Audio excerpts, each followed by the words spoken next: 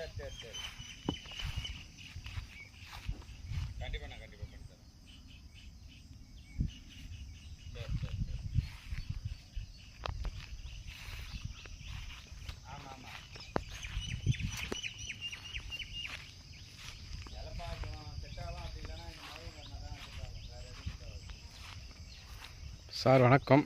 இப்போ நம்ம பார்க்க போகிற ப்ராப்பர்ட்டி பார்த்தீங்கன்னா 3 ஏக்கர் 9 சென்ட். இது மொத்தமாக ஃப்ரீ சர்வீஸ் கிணறு, அருமையான சைட்டு.